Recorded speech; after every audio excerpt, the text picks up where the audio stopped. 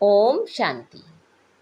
आज 13 सितंबर 2024 की ईश्वरी मधुर महावाक्य सुनते हैं। मीठे बच्चे, तुम सर्व आत्माओं को कर्म बंधन से सैल्वेज करने वाले सैल्वेशन आर्मी हो। तुम्हें कर्म बंधन में नहीं फंसना है। आज की मुरली से प्रश्न है, कौन सी प्रैक्टिस करते रहो तो आत्मा बहुत बहुत शक्तिशाली बन जाएगी। उत्तर है, जब भी समय मिले तो शरीर से डिटैच होने की प्रैक्टिस करो। डिटैच होने से आत्मा में शक्ति वापस आएगी, उसमें बल भरेगा। तुम अंडरग्राउंड मिलिट्री हो, तुम्हें डायरेक्शन मिलता है। अटेंशन प्लीज, अर्थात एक बाप की याद में रहो, अशरीरी हो जाओ। ओम शांति। ओम शांति का अर्थ तो बाप ने अच्छी रीति समझाया है। जहाँ मिलिट्री खड़ी होती है वह फिर कहते हैं अटेंशन। उन लोगों का अटेंशन माना साइलेंस। यहाँ भी तुमको बाप कहते हैं अटेंशन, अर्थात एक बाप की याद में रहो। मुख से बोलना होता है, नहीं तो वास्तव में बोलने से भी दूर होना चाहिए। अटेंशन बाप की याद में हो। बाप का डायरेक्शन अथवा श्रीमत मिलती है। तुमने आत्मा को भी पहचाना है, बाप को भी पहचाना है, तो बाप को याद करने बिगर तुम विकर्माजीत अथवा सतो प्रधान पवित्र नहीं बन सकते। मूल बात ही यह है। बाप कहते हैं, मीठे मीठे लाडले बच्चों, अपने को आत्मा समझ बाप को याद करो। यह है सब इस समय की बातें, जो फिर वह उस तरफ ले गए हैं। वह भी मिलिट्री है, तुम भी मिलिट्री हो। अंडरग्राउंड मिलिट्री भी होती है ना, गुम हो जाते हैं। तुम भी अंडरग्राउंड हो, तुम भी गुम हो जाते, अर्थात बाप की याद में लीन हो जाते हो। इसको कहा जाता है अंडरग्राउंड। कोई पहचान ना सके, क्योंकि तुम गुप्त हो ना। तुम्हारी यह याद की यात्रा गुप्त है। सिर्फ बाप कहते हैं, मुझे याद करो, क्योंकि बाप जानते हैं याद से इन विचारों का कल्याण होगा। अब तुमको बिचारा कहेंगे ना। स्वर्ग में बिचारे होते नहीं। बिचारे उनको कहा जाता है जो कहाँ बंधन में फंसे रहते हैं। यह भी तुम समझते हो, बाप ने समझाया है। तुमको लाइट हाउस भी कहा जाता है, बाप को भी लाइट हाउस कहा जाता है। बाप घड़ी घड़ी समझाते हैं, एक आँख में शांति धाम, दूसरी आँख में सुख धाम रखो। तुम जैसे लाइट हाउस हो, उठते बैठते चलते तुम लाइट होकर रहो।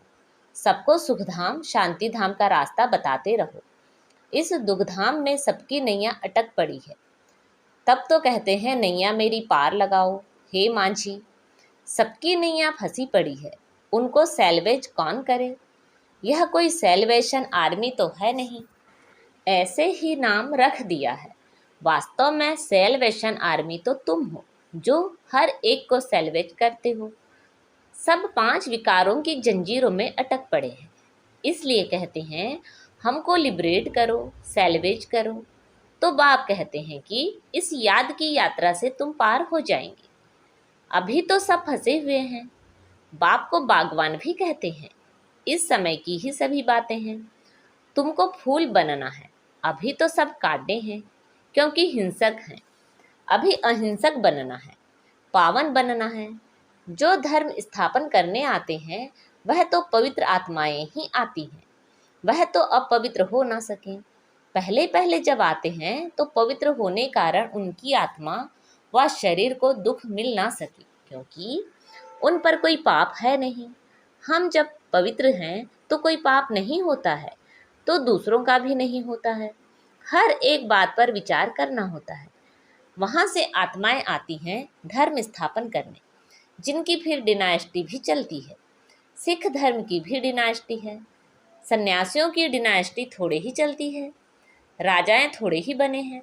सिख धर्म में महाराजा आदि हैं, तो वह जब आते हैं स्थापना करने तो वह नई आत्मा आती है। क्राइस्ट ने आकर क्रिश्चियन धर्म स्थापन किया, बुद्ध ने बौद्धी, इब्राहिम ने इस्लाम।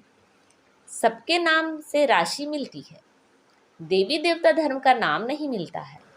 निराकार बाप ही आकर देवी देवता धर्म की स्थापना करते हैं। वह देहधारी नहीं है, और जो धर्म स्थापक हैं उनकी देह के नाम हैं, यह तो देहधारी नहीं। डिनाइस्टी नई दुनिया में चलती है।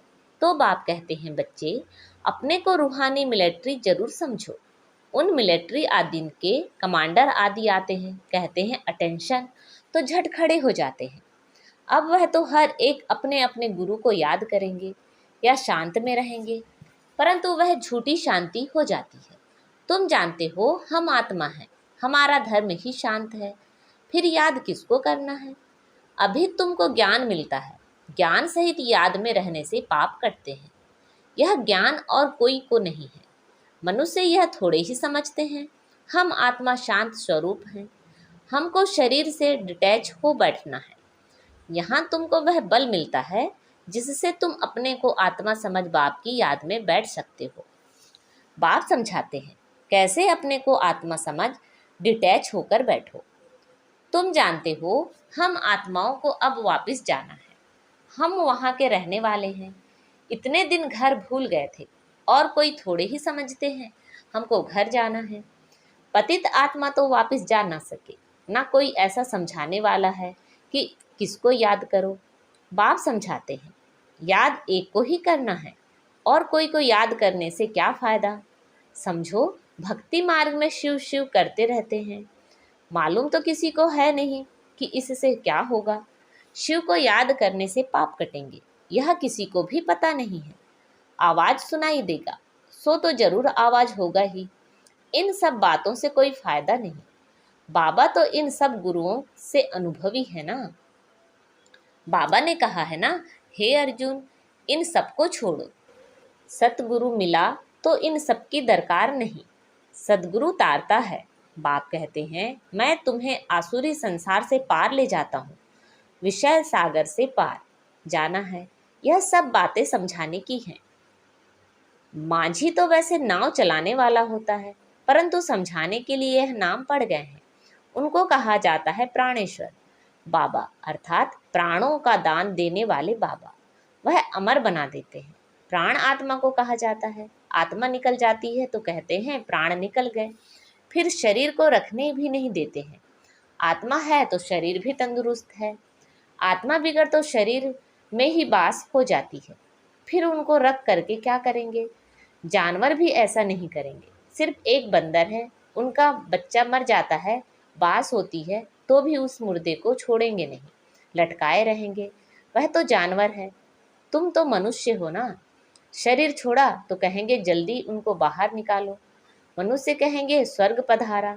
जब मुर्दे को उठाते हैं तो पहले पैर शमशान तरफ करते हैं, फिर जब वहाँ अंदर घुसाते हैं, पूजा आदि कर समझते हैं अभी यह स्वर्ग जा रहा है, तो उसे फिराकर मुंह शमशान तरफ कर देते हैं। तुमने श्री कृष्ण को भी एक्यूरेट दिखाया है, नर्क को लात मार रहा है। श्री कृष्ण का यह शरीर तो नहीं है, उनका नाम रूप तो बदलता है। कितनी बातें बाप समझाकर फिर कहते हैं मन मना भव। यहाँ आकर जब बैठते हो तो अटेंशन, बुद्धि बाप में लगी रहे। तुम्हारा यह अटेंशन फॉर एवर, सदा के लिए है। जब तक जीना है बाप को याद करना है। याद से ही जन्म जन्मांतर के पाप कटते हैं। याद ही नहीं करेंगे तो पाप भी नहीं कटेंगे। बाप को याद करना है। याद में आंखें कभी बंद नहीं करनी है। सन्यासी लोग आंखें बंद करके बैठते हैं। कोई कोई तो स्त्री का मुंह नहीं देखते हैं, पट्टी बांधकर बैठते हैं। तुम जब यहाँ बैठते हो तो रचता और रचना के आदि मध्य अंत का स्वदर्शन चक्र फिराना चाहिए। तुम लाइट हाउस हो ना। यह है दुखधाम। एक आँख में दुखधाम, दूसरी आँख में सुखधाम। उठते बैठते अपने को लाइट हाउस समझो। बाबा भिन्न भिन्न नमूने से बताते हैं, तुम अपनी भी संभाल करते हो। लाइट हाउस बनने से अपना कल्याण करते हो। बाप को याद जरूर करना है। जब कोई रास्ते में मिले तो उनको बताना है। पहचान वाले भी बहुत मिलते हैं, वह तो एक दो को राम राम करते हैं। उनको बोलो आपको पता है यह दुखधाम है, वह है शांति धाम और सुखधाम। आप शांति धाम सुखधाम में चलना चाहते हो। यह तीन चित्र किसी को समझाना तो बहुत सहज है। आपको इशारा देते हैं, लाइट हाउस भी इशारा देता है। यह नैया है जो रावण की जेल में लटक पड़ी है। मनुष्य मनुष्य को सैल्वेज कर नहीं सकते, वह तो सब है आर्टिफिशियल, हद की बातें। यह है बेहद की बात। सोशल सोसाइटी की सेवा भी वह नहीं है। वास्तव में सच्ची सेवा यह है, सभी का बेड़ा पार करना है। तुम्हारी बुद्धि में है मनुष्यों की क्या वो सर्विस करें। पहले तो कहना है तुम गुरु करते हो मुक्तिधाम में जाने के लिए, बाप से मिलने के लिए, परंतु कोई मिलता नहीं। मिलने का रास्ता बाप ही बतलाते हैं। वह समझते हैं यह शास्त्र आदि पढ़ने से भगवान मिलता है, दिलासे पर रहने से फिर आखिर कोई ना कोई रूप में मिलेगा। कब मिलेगा यह बाप ने तुमको सब कुछ समझाया है, तुमने चित्र में दिखाया है। एक को याद करना है, जो भी धर्म स्थापक हैं वह भी ऐसे इशारा देते हैं, क्योंकि तुमने शिक्षा दी है तो वह भी ऐसे इशारे देते हैं। साहेब को जपो, वह बाप है सदगुरु। बाकी तो अनेक प्रकार की शिक्षाएं देने वाले हैं, उनको कहा जाता है गुरु। अशरीरी बनने की शिक्षा कोई जानते नहीं। तुम कहेंगे शिव बाबा को याद करो। वो लोग शिव के मंदिर में जाते हैं तो हमेशा शिव को बाबा कहने की आदत पड़ी हुई है और किसी को बाबा नहीं कहते हैं, परंतु वह निराकार तो नहीं है, शरीरधारी है। शिव तो है निराकार, सच्चा बाबा, वह तो सबका बाबा हुआ। सब आत्माएं अशरीरी हैं। तुम बच्चे यहाँ जब बैठते हो तो इस धुन में बैठो। तुम जानते हो कि हम कैसे फंसे हुए थे, अब बाबा ने आकर रास्ता बताया है। बाकी सब फंसे हुए हैं, छूटते नहीं। सजाएं खाकर फिर सब छूट जाएंगे। तुम बच्चों को समझाते रहते हैं, मोचरा खाकर थोड़े ही मानी रोटी लेनी है। मोचरा बहुत खाते हैं तो पद भ्रष्ट हो जाता है। मानी रोटी कम मिलती है, थोड़ा मोचरा सजा तो मानी अच्छी मिलेगी। यह है कांटों का जंगल, सब एक दो को कांटा लगाते रहते हैं। स्वर्ग को कहा जाता है गार्डन ऑफ अल्लाह। क्रिश्चियन लोग भी कहते हैं पैराडाइज था। कोई समय साक्षात्कार भी कर सकते हैं। हो सकता है यहाँ के धर्म वाला हो जो फिर अपने धर्म में आ सकते हैं। बाकी सिर्फ देखा तो इसमें क्या हुआ, देखने से कोई जा नहीं सकते, जबकि बाप को पहचानने और नॉलेज लें। सब तो आ ना सकें, देवताएं तो वहाँ बहुत थोड़े होते हैं। अभी इतने हिंदू हैं, असूल में देवताएं थे ना, परंतु वह थे पावन। यह हैं पतित। पतित को देवता कहना शोभेगा नहीं। यह एक ही धर्म है जिसे धर्म भ्रष्ट कर्म भ्रष्ट कहा जाता है। आदि सनातन हिंदू धर्म कह देते हैं, देवता धर्म का कालम ही नहीं रखते। हम बच्चों का मोस्ट बिलवेड बाप है जो तुमको क्या से क्या बना देते हैं। तुम समझा सकते हो कि बाप कैसे आते हैं, जबकि देवताओं के पैर भी पुरानी तमो प्रधान सृष्टि पर नहीं आते, तो फिर बाप कैसे आएंगे। बाप तो है निराकार, उनको तो अपना पाँव है नहीं, इसलिए इनमें प्रवेश करते हैं। अब तुम बच्चे ईश्वरी दुनिया में बैठे हो, वह सब हैं आसुरी दुनिया में। यह बहुत छोटा संगम युग है। तुम समझते हो हम ना दैवी संसार में हैं ना आसुरी संसार में हैं, हम ईश्वरी संसार में हैं। बाप आए हैं हमको घर ले चलने के लिए। बाप कहते हैं वह मेरा घर है, तुम्हारे खातिर मैं अपना घर छोड़कर आता हूँ। भारत सुखधाम बन जाता है तो फिर मैं थोड़े ही आता हूँ। मैं विश्व का मालिक नहीं बनता हूँ, तुम बनते हो। हम ब्रह्मांड के मालिक हैं, ब्रह्मांड में सब आते हैं, अभी भी वहाँ मालिक बन बैठे हैं जिनको बाकी आना है, परंतु वह आकर विश्व का मालिक नहीं बनते। समझाते तो बहुत हैं, कोई स्टूडेंट बहुत अच्छे होते हैं तो स्कॉलरशिप ले लेते हैं। वंडर है यहाँ कहते भी हैं हम पवित्र बनेंगे, फिर जाकर पतित बन जाते हैं। ऐसे ऐसे कच्चों को नहीं ले आओ, ब्राह्मणी का काम है जांच कर लाना।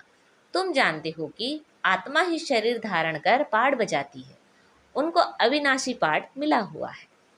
अच्छा, मीठे मीठे शिखिलदे बच्चों प्रति माता पिता बाप दादा का याद प्यार और गुड मॉर्निंग। रूहानी बाप की रूहानी बच्चों को नमस्ते। हम सब रूहानी बच्चों की रूहानी माता पिता बाप दादा को याद प्यार गुड मॉर्निंग और नमस्ते। आज की मुरली से धारणा के लिए मुख्य सार हैं, लाइट हाउस बन सबको शांति धाम सुखधाम का रास्ता बताना है। सबकी नैया को दुखधाम से निकालने की सेवा करनी है। अपना भी कल्याण करना है।